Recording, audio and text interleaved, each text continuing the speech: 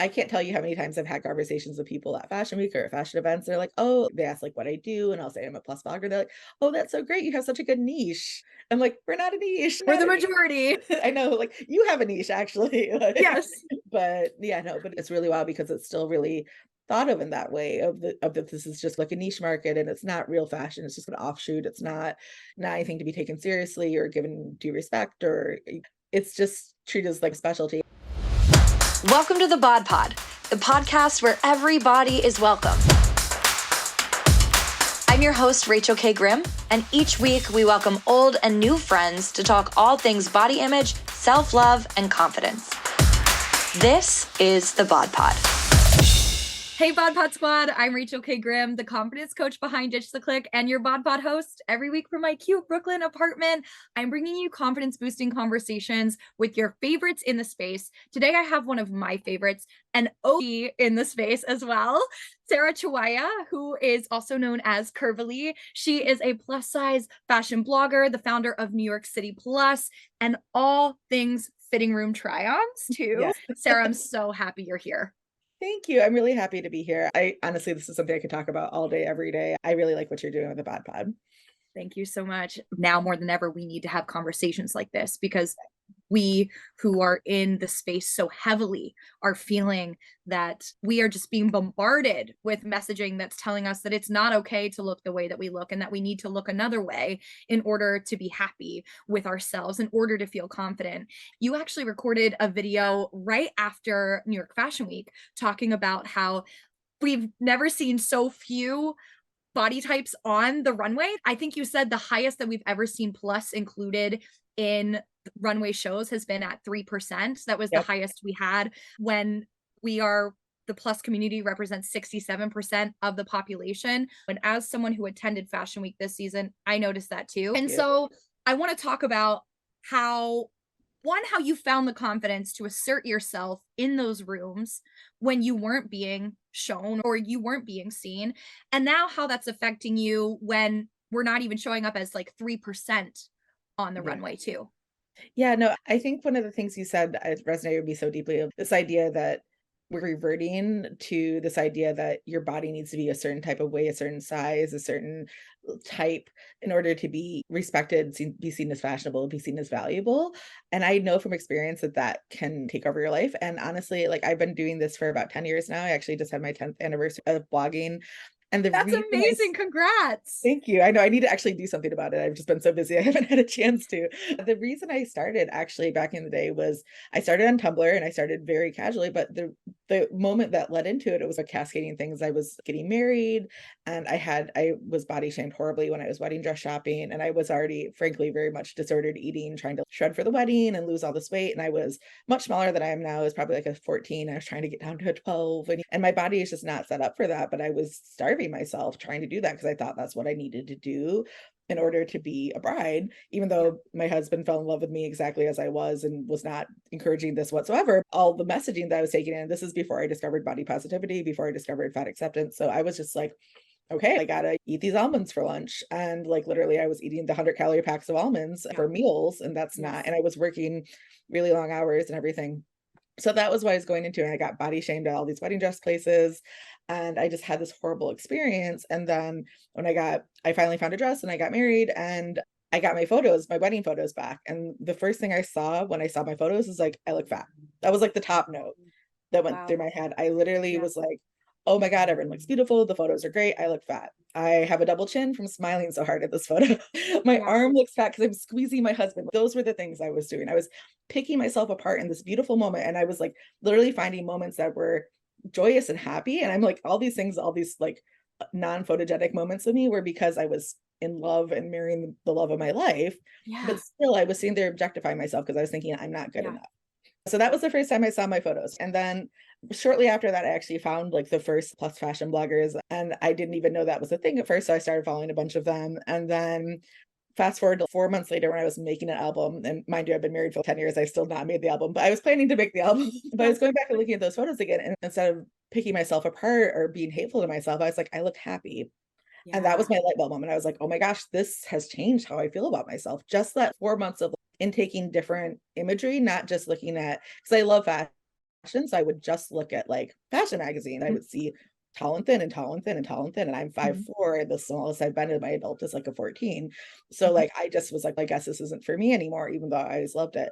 And all of a sudden I was looking at women with different shapes and sizes, larger than me, smaller than me, different body types, but they were all fashionable and cool and had great style and were confident and like secure in who they were and living their lives. Not, it wasn't, their size wasn't the defining feature of them. It was part of who they Yeah. were and it was part of their experience. And of course informs like the options we had shopping and everything like that. But just seeing them, just having that representation changed how I felt about myself in such a sharp and concrete way. I was like, wow, this is powerful.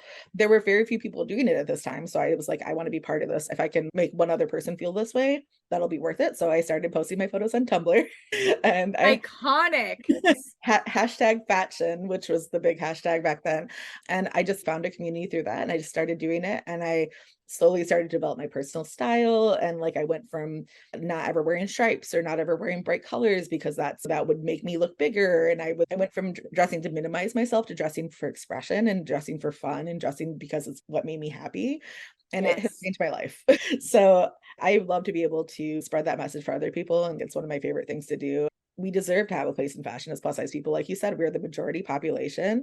Yeah. That 67% number was from pre-pandemic. So if anything, I would estimate there's probably even more plus size people now. And like we really have been just marginalized and not treated as a part of the fashion industry, even when we're there.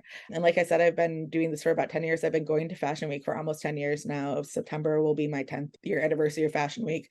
People will literally look me up and down and act like I'm not supposed to be in the seat, even though it's my assigned seat. I've had somebody try to take the seat away from me as the head of the PR agency was walking me to my seat. There was a guy in my seat and he was like, oh, this is my seat. And the woman who's the head of the PR agency was like, no, it's not. You have to move. But he really looked at me and thought he could disrespect me that way and lie and get away with it because Right. he thought this woman doesn't belong here. He immediately assumed that I didn't have a place there, even though I did, because that's been the norm and that's what it is. And like you said, I'm often one of the few in the room and I don't like that. I want there to be other plus size women there. I don't want to be the only one. Yeah. And I know a lot of my peers have stopped going because it's such a bad experience sometimes. Like it can be very wearing and like emotionally draining. And I know if you haven't been to Fashion Week, you're probably like, oh yeah, going to Fashion Week must be really hard. And I get like it is still a cool experience, but then It like is. but when you're also being constantly told like, hey, like whether it's through words or looks or actions or whatever the case may be, that you don't belong here and that all week. And then you see who's on the runways and it's no one that Yeah. looks like you. And then you Yes. see who's getting photographed and it's no one that looks like you. And like the numbers have come out recently about this. A couple different outlets have done like analysis of what's actually happening and it just validates everything I already knew, right? It's not Yeah. surprising. But for example, this season Vogue Business did a thing about how many plus models were on the runway across the board for the entirety of Fashion Month, and it's 0.06%, less than 1%, just over Oh a my half percent. God. And that's of all of Milan, London, Paris, New York, all of that 0.06%. And like that is a pittance. That's a drop in the bucket. That's ridiculous. Yeah. That's like for plus size models and for mid-size models, which they classify as like 6 to 12, I believe, Right. that was only 3.8%. So that means Wow. like 95.6% of models were size 4 and below. Yeah. Those women deserve representation as well, but they have an overabundance of it because the vast majority of people are not that size. And so we Mhm. should just be showing the beauty and the style across the board. And there are runways that do it, and there are brands that do it right. It is possible. Those runways look good. Those runways look fashionable. Yes. Those runways are not lesser or less than, but Yeah. there's still such a stigma and a bias against fatness and fashion that it can be that the combination of all that can be really rough. And then, like I said, the street style photography thing is wild. One of my friends who's a professor at LIM, she Mhm. teaches a class and she had her students do a analysis of all the Getty images from last season and of over 3,000 photos on Getty for street style, it was 1.4% were of plus size people. Oh my Yeah. gosh. Yeah. And again, not surprising, but appalling when you see the number right there. I've seen this so many times where the photographers will literally, they will walk up and they will see a plus size woman walking up, but they will put their camera down and they'll just stand there doing nothing. It's not like they're like, oh, we have to choose between 8 different outfits and we have to decide. They're standing there being like, nothing It's to see here, wild. it's Patty. Like that's literally what it is. And it's wild. And some of the outfits are like these are looks, like it's myself, honestly, but then also other women there. And I'm like, these women are in the trends, in the things that are going to be Yes. featured in the slideshows and the magazines. Yes. Have really cool personal style. It's really interesting and visually like exciting, all the things that make a good street style photo, but they Yes. just don't have a body that these photographers can see fashion on. So they literally will Mhm. look at this person like there is not fashion. And then they will see someone else who's tall and thin and mostly white. And they're like, yes, fashion, even if it's the most basic, boring, nothing outfit, there Yes. will be a swarm of photographers around that person. It's wild. And it's not new. It does seem like it's getting worse lately, which is honestly so frustrating because, like I said, a lot of us have been doing this for years. I've been doing this for a decade. There were women that came before me, like Maddie of Plus Mile Magazine and Gabby Fresh. She's been doing it for 15 years, and Kelly Brown. And there's all these women who've been doing this for even longer. And they've all been fighting for this for a really long time, too. And I've been doing this for a decade. And I know women who've come up shortly after me who've been doing it for 7, 8 years. There are women who have been pushing and fighting really hard for a very long time. Mhm. And we're still almost where we started and sometimes even worse. And that's really frustrating and painful because we're not a niche market. We're not Yeah. like I Majority market. we're the vast majority. I can't tell you how many times I've had conversations with people at Fashion Week or at fashion events. They're like, oh, they ask like what I do, and I'll say I'm a plus blogger. They're like, oh, that's so great. You have such a good niche. I'm like, we're not a niche. We're Not the a niche. majority. I know, like you have a niche actually. Like, Yes. but yeah, no, but it's really wild because it's still really thought of in that way of that this is just like a niche market and it's not real fashion. It's just an offshoot. It's not anything to be taken seriously or given due respect, or it's just treated as like specialty. And then the thing that I was really worried about when we were seeing those heights of Fashion Week where we had 3.8%, which was the highest we've ever had. I wrote an article about this and I was talking to other people about like other my peers about this, like Kelly Brown, for example, they're treating it like a trend and we know what happens to trends. They And die. yeah, and that was the exact fear I had. And she said that, and I was like, that's exactly what I've been thinking. And now I feel like we're seeing the other side of that. We're seeing like, We oh, that are. was their last year. That was pre-pandemic or whatever the case may be. And now they're back to talking about heroin chic and they're talking I about know. I frankly think the Ozempic craze and the media coverage of that and the way it's being treated as a moment and as a fashion flashpoint, I think that's really harmful. When you know where to look and when you're in it, you see the signs and it's really obvious as to what's happening. I grew up with that. I grew up in the 90s and I grew up seeing that heroin chic. I grew up That's seeing all we saw. That was it. and yeah, and then the like low-rise jeans are only for if your hip bones are protruding. I saw the harm that it does, and I think a lot of younger people don't really necessarily realize how bad it can get because they've seen in the last few years, they've seen things get marginally better and they've seen a little bit more inclusion. It can be really harmful and really damaging, and not just to fat women. It's damaging for everyone. That's the Yes. other thing that a message I always want to get across is I think sometimes people think fat phobia is not going to affect them if they're not fat. I think they think that I'm on the winning side of it, right? I'm small. I don't actually, that's a them issue. That's not a me issue. But from experience, I can tell you if fat phobia is reigning, if an ultra thin body is the thing of the moment and is the beauty standard, that hurts all women. Obviously hurts fat women. It hurts curvier, mid-sized women, but also hurts very thin women because then it's a sword of Damocles of fatness hanging over your head where Yes. men will use it to manipulate you. What if you gain weight? You're skinny now, but what if you get bigger? And they'll use that as a manipulation tactic. And people will put their value in them as if they break their leg and they can't do their vigorous workout, then and they've gained some weight, then they lose their value. And that's not what our value as women should be around. We should just be able to be who we are and exist in Yes. the bodies that are natural and comfortable and healthy for us, and not have to contort ourselves and shrink ourselves to be something that was whatever is deemed fashionable at the moment. There's natural variety and natural beauty. There's a range of body types that will naturally Yeah. exist, and we should all be able to exist with equal treatment and have clothes and have representation and be treated with the same respect. I think about runway shows, as you said, it was like pre-pandemic when we really were really moving into like that body inclusivity. And even maybe I want to say like 2021, Sarah, Yeah, maybe maybe a little. Yeah. 2022, early 2022, really seeing more inclusion on the runway where we would have seen, like you said, that high 3%. And I don't know about you, but when you see those people walk down the runway, the literal cheers, like the Yeah. actual like cheers. And to me, it's like that cheering, that means something. That means we Well, like it. absolutely. And you're right. And especially in fashion, which in the fashion week, which can be very like stoic and like very everyone's just there and it's very serious, but joy bursts through when you Yes. see size diversity on the runway, when you see differently abled people, disabled Yes. people in wheelchairs and things like that on the runway, that you see that and people are Yes. here for it. And it's wild because I see it in the engagement of my own stuff of what I post. People like, I posted this season the runway walk that got the most like positive engagement, the most excitement and shares, and people like commenting and just like really being excited about it, was at Bruce Glen, which is this really cool designer. They had a model who's also apparently an actress. I didn't know this when I saw her. It's just this model is amazing, but she's apparently an actress at Harlem as well. And her walk was just, she was just, you could tell she just felt good and look, she Yes. looked good. She looked amazing. She was in Yes. this rainbow, like ombre silk slip dress, and it was the coolest thing. And she was working the runway absolutely. And people were like cheering, and it was just like this joyous moment. And it's like, why can't we have more of this? Why wouldn't you want more of this? And also you see the, from a business perspective. So one of the other things I do is consulting for brands that are extending their Yeah. size range. I've told this to so many clients and potential clients, like this is a market that is not only like the most populous market and the most potential for growth. There's tons of statistics to back that up as far as Yes. in the fashion industry, like you can really have a huge growth if you expand into this, into the plus size range, if you do it well. But there's also a lot of statistics that back it up that we are the most loyal customer base, right? Yes. If you get plus size people and you are serving us and you are treating us with respect and the same respect and dignity that you treat the straight size customer base, and you make cool clothes that we want to buy, we will come back and we will buy again and again. And anyone who works in fashion knows it's really hard to get that repeat customer, and it's so valuable when you do. And here we Yeah. are, the majority of the population just waiting for to find that brand that is our brand, that is going to be the one true brand, but that we shell out money on season after season. And still so many brands are ignoring us. It's a systemic thing. It starts in fashion school. It's not really taught in fashion school.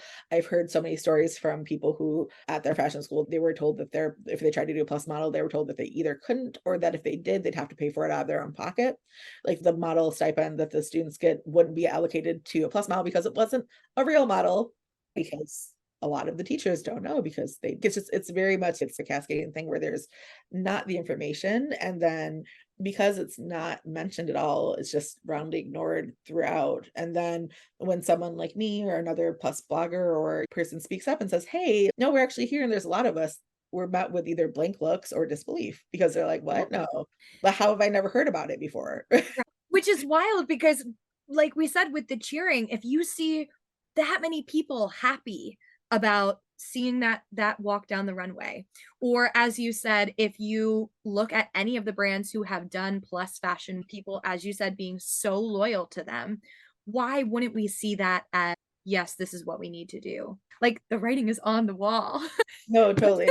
And honestly, I think, unfortunately, I think the answer for a lot of that is fat phobia. Like, I think for a lot Right? of, not for every brand, I think I definitely see some younger brands who are like, especially younger designers who are trying to do it and they're taking steps to do it in a way that is like feasible for them as a small brand. And I see that and I appreciate that. Like, I know designers will, like, some very small brands will add one size as they can and just keep building upon that. I Right. love that. I'd rather see progress and like a true effort than Right. nothing at all. But for a lot of the more established brands that do have the capital to do that and would be able to work with a technical fit consultant, or would be able to work to expand their size range and would be able to do that without breaking themselves. One of the main reasons for a lot of them is because they really don't think that fatness and fashion go together. They think Right. that they see this idea of who is fashionable, and it's like the street style photographers are like, this is a fat person, that's not fashion. How close-minded you have to be that you can't see Right. fashion on a body that's not, Right. that's wild to me. I love what you said about fashion and fatness being separate. And literally, Sarah, what you do is show that doesn't have to be separate and that there can be joy found. And I just love when you were talking about your wedding photos and when you were able to go back and say, oh no, that is joy on my face. And as we were saying, seeing that model walk down the runway, hearing the cheers, oh, that is joy coming from the people watching. Like Yeah. the two can coexist. The body and the joy can be one. And I just love that you have created a platform that shows that. Thank you. It's honestly, it's a lot of work, and I think a lot of no one really has a reason to know, but I think a lot of people who are in the industry don't know how much like work goes into it, but it's something that's so fulfilling to me and it makes me really happy. Sometimes I'll be feeling down because I'm getting excluded on an industry level, or because as an influencer and things like that, we get plus influencers get paid a lot less, and we Yeah. get a lot less opportunities, even on things Yeah. that aren't clothes based. Like, it's one thing if a brand doesn't have plus, obviously they're not going to work with us, but it'll be something along the lines of a makeup brand or a travel company or something that there's no size limit, and they just won't look at us because we're not considered aspirational or whatever the case may be. So they don't offer these brands to us. I can feel a little down about that, but then I'll get a message from someone saying, hey, I want to let you know I went on vacation. And for the first time in 10 years, I wore a bathing suit because of you. And I'm like, okay, I'm going to cry. And I'm a Cancer, so I cry all the time. I always talk about how if it's good for one person, that means it's good for a lot. You Yeah. actually said earlier on when you were talking about starting in your Tumblr days, you were Yeah. like, if one other person can see this and be impacted, that's it. And Yeah. I feel like that's what you're doing every day. Like you have built such a community around you. So heck yes, more than one person is seeing that and is impacted. But like absolutely those messages, you deciding to do this with your life changed your life. Yeah. That changes that person's life, changed their vacation. And that, again, to bring it full circle, is the type of media that we need to be consuming and that we deserve to have out there and that we want in our feeds and on our television screens and in our magazines and on our runways. We need that so that there can be more messages like Yeah. that coming in.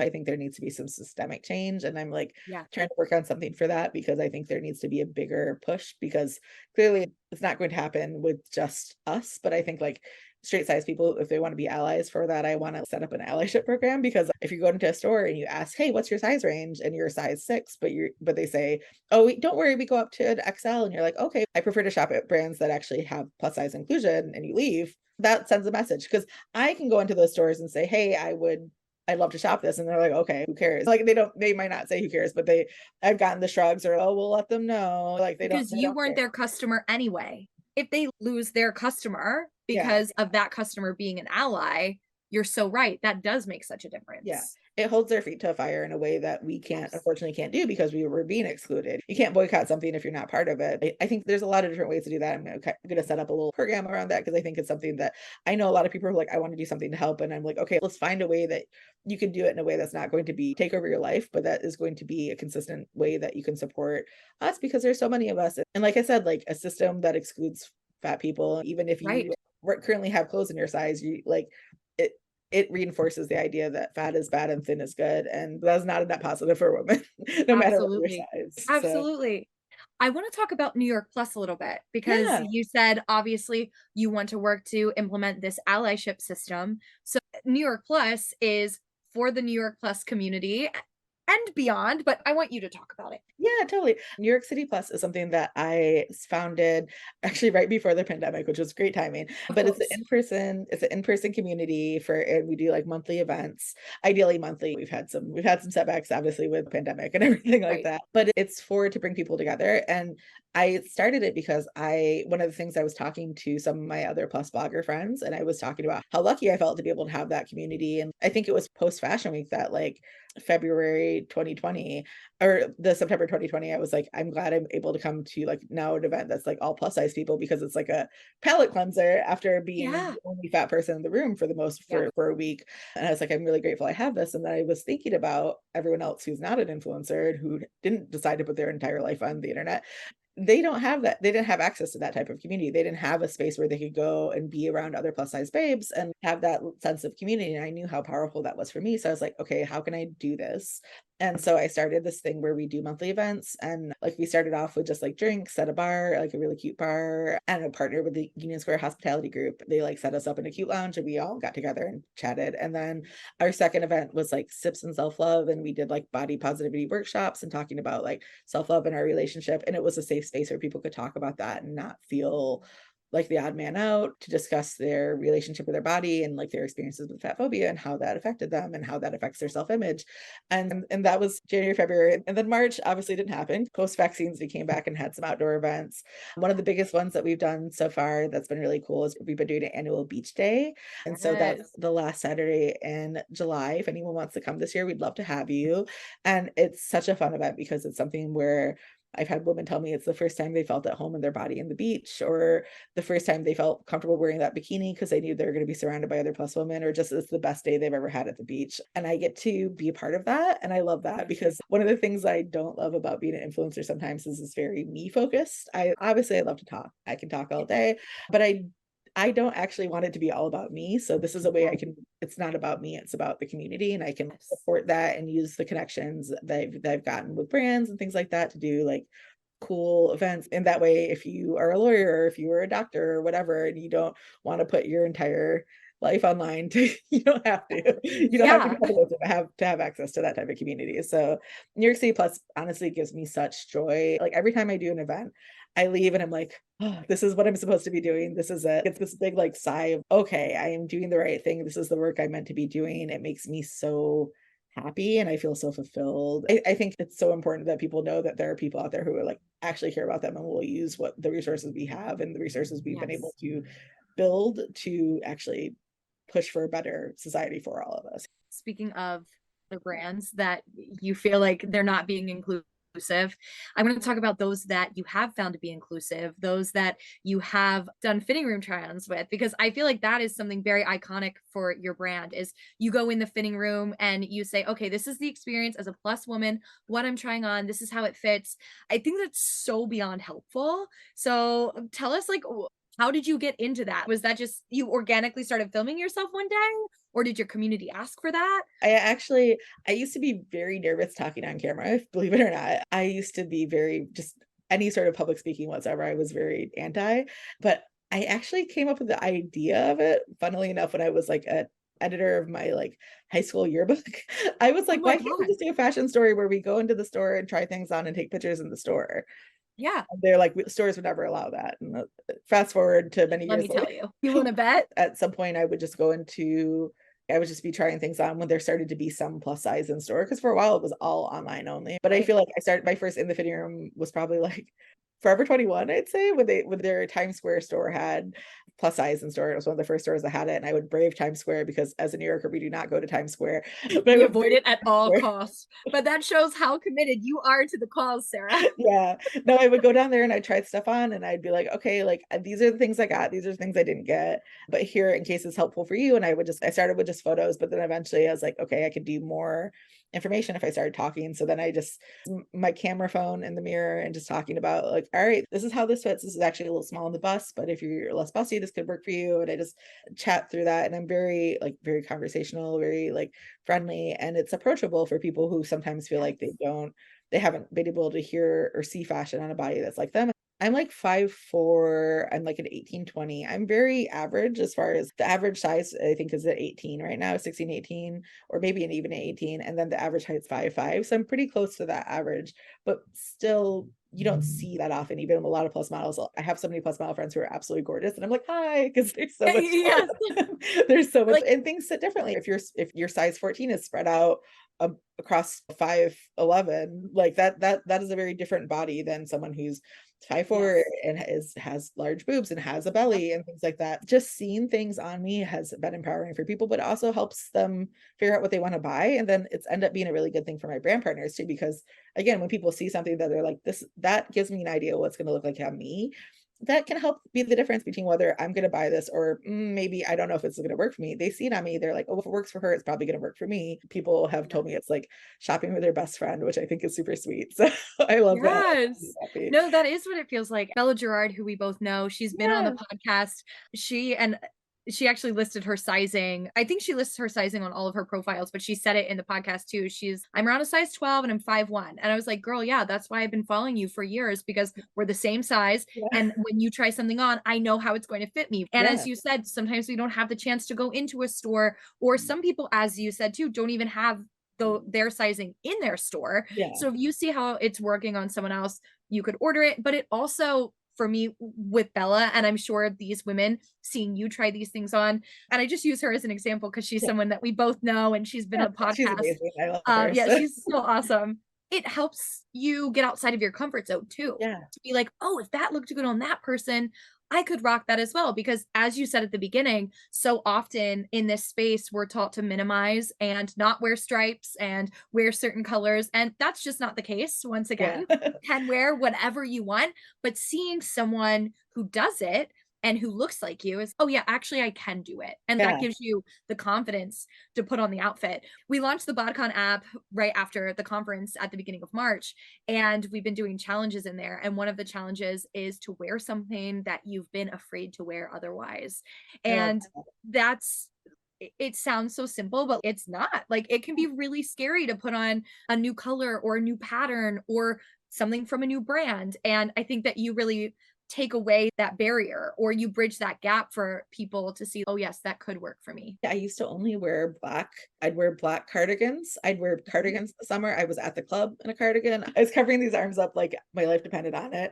I honestly was not okay with my body. I thought my body was something shameful. I thought it was bad and something that needed to be hidden and minimized. I was in dark wash jeans and I was in black tops and black cardigans. And then so it was like those before photos where I was younger and I was smaller and I could have been so cute, but I was dressing like a middle-aged secretary because I thought that's what I must do because I thought my body was bad and wrong and not for fashion. What's wild is so often to what you said, you look back at that past photo and you're like, wow, Sarah, you were actually really beautiful. And you could have been wearing all these things and you were Yeah. keeping yourself, right? Like, why hold ourselves right now in this moment being like, oh, I'll do it when I look this way or when I do this. No, enjoy that now. Allow yourself to Exactly. enjoy it now. Because, like you said, this was said to me recently, and I love it. It's not always about how it looks, but it's always about how it feels. The thing that does give me a little hope is I think more and more people care about this now than they did before. I spoke to a friend's class last semester and talked to a lot of the students, and the students were like, absolutely, brands should be doing this. Why aren't you? Like they were so clear with it and it wasn't even a question for them and the representation and like the having representation for different body sizes and for different ethnicities and races and like abilities and things like that. I think there are definitely people who are very interested in keeping the status quo and it's interesting to see almost how that's been on party lines. I don't know if you guys saw the horrible Candace Owens video today. Yeah, where Yeah. she said it was stupid to have a disabled person in a Skims advertisement, which is Yeah. really everything you could say about it. I don't even have anything to add to that because dear God, how could you be so bigoted that you're like, this is stupid? Like that what Yeah. but just to see that there are people who don't want to see the change. There are people who are Yeah. so against any sort of inclusivity, even if it's something as seems like it should be a no-brainer, is let's make sure disabled people can see themselves in advertisements too. Yeah. Fat phobia is one of those things that's like very strongly ingrained and people find it very acceptable. But like when you see where they're like, we don't want to see anybody that's not a Victoria's Secret model ever, you're like, oh wow, you're really committed to the bit of being a horrible person. I agree. Sarah, you are a trailblazer in it. I'm so Thank you. thankful for you being, like I said at the beginning, an OG in this space, someone that I've looked up to. And I feel so happy that you were able to come on here, share what it is that you're doing, because I know that it is so impactful. And as you said, you hear all the time that it's impactful, but I want you to hear it even more. I'm going to pump you up, girl. I always say, I'm like, I'm a professional hype woman. That's what I do. And seriously, like, you are a trailblazer. You are making a difference. And I know that it's sometimes hard to see it in the moment, but I know that the impact, sure now, but beyond is there. So thank you so much for what you do, for sharing. And I'd love for you to shout out, obviously, where we can find you on socials and where we can find all that you're doing because you're constantly growing. And as you said, you're adding new things. If someone wants to see you do a try on, give us all the details. Where can we find you? Okay, cool. Thank you so much for all the kind words. I appreciate that. Of And course. it is, you're right. Sometimes that you're not in the moment, you're like, oh, what's happening? But if you take a look back, we have been able, as a community, we have been able to do really cool things. And I'm grateful to be part of that. Yes, For you're where to killing find it, girl. me, Curvily, pretty much everywhere. Curvily.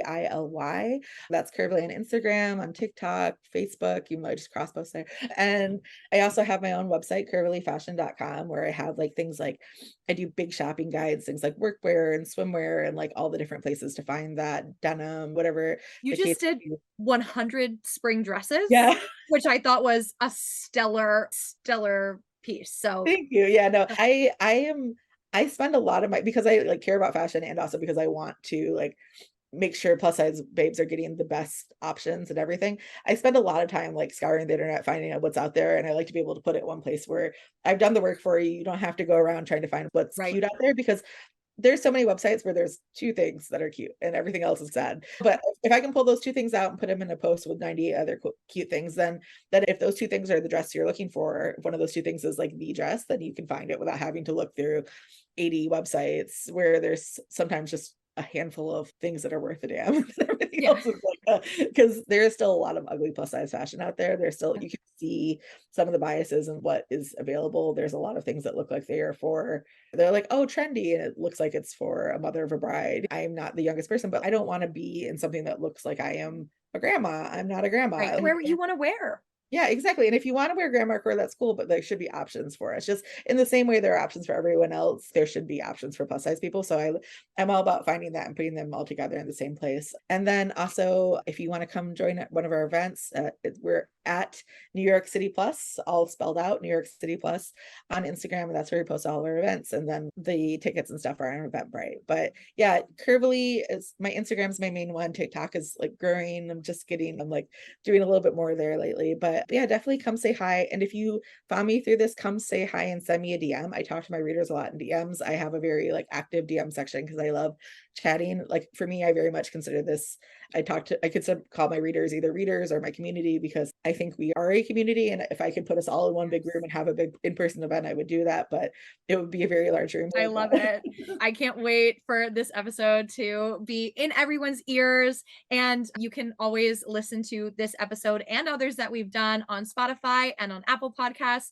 We also stream the video on YouTube where you can see Sarah and I smiling and just having a good time.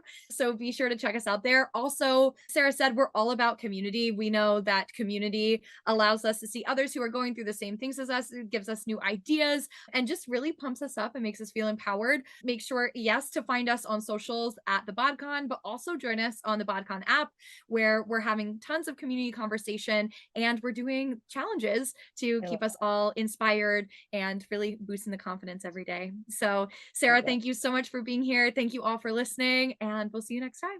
Bye. Thanks so much for joining us today on the Bod Pod. We release new episodes every week, and we're available on all podcast streaming platforms and now YouTube too. Subscribe to our channels to be the first to know. Want to talk all things body confidence, enter amazing giveaways, and hear updates about the BodCon 2023? Find us on Instagram at the BodCon. My name's Rachel K. Grimm, and I'll see you next week.